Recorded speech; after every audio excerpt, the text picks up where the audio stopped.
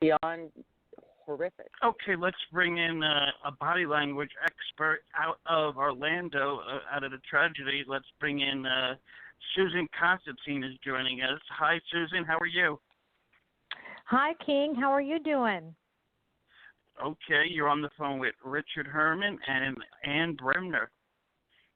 Hi, Richard. Hi, Ann. Hi, Susan. Welcome. Okay, Susan, I wanted to give you the floor for a few minutes. You wanted to say some stuff in regards to what happened over the weekend before we get back into the Casey Anthony situation. So go ahead, go right ahead.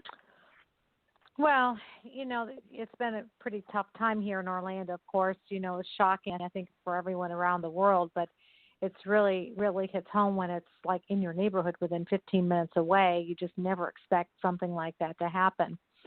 So I had the opportunity to kind of watch the videos, and what struck me oddly was the father's interviews.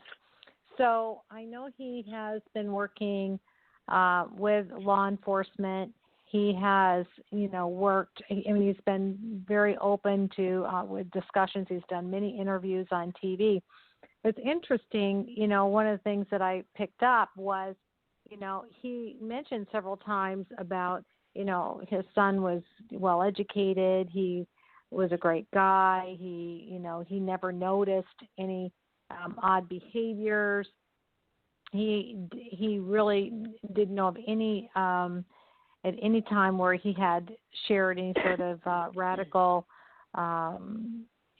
belief systems and so forth. But, it's really interesting that he made this comment in one of the videos, and he says, sometimes I wish my son was never born. And I thought that was very interesting. So for the reason why I found it to be so interesting is because when I was watching his facial expressions, coming right out of the gate, it wasn't but hours later, he's dressed in a suit, he's got a pocket scarf in, he's very well manicured. And I got to tell you, if my kid had just killed somebody, especially 49 people, and I lost my son, I think it'd be very hard to pull yourself together and be so, eloquently dressed and so forth. And one thing that I picked up often throughout is that I was having a hard time picking up any sort of a sense of remorse or sadness.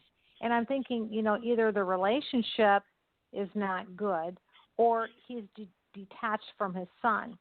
But when he mentioned in another interview, because, it's interesting when you listen to him talk long enough, eventually they reveal themselves. And the something I wish my son was never born, to me was very revealing, because sometimes is past tense. It's not present tense. I would have expected him to say, at this point in my life, or at this point, I wish my son was never born. So that's telling me when you use sometimes, that's past tense. There's previous experience that has led to it. And here's the other thing is when he was asked the questions about if he had any knowledge that he'd seen him at 3 o'clock the day before and he didn't see anything that was unusual.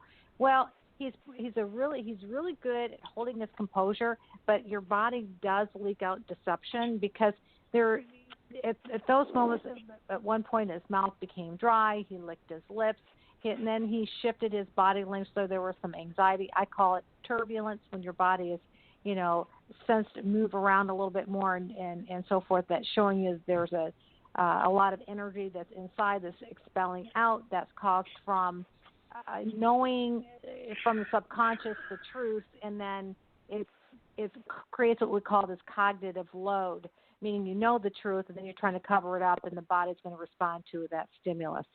So, and in their words, when you're looking at statement analysis, the word choices he uses, his demeanor, I believe the father is really working us. And he is really working us because he's really appealing to our logic. So when somebody is dressed so well, they're speaking so well, they're in front of the TV set, I'm willing to talk to everyone and everybody. Well, that's the way they fit in. if I don't appear abnormal, if I don't appear as if I know anything, if I seem to work along with people, then I won't be a suspect, so to speak.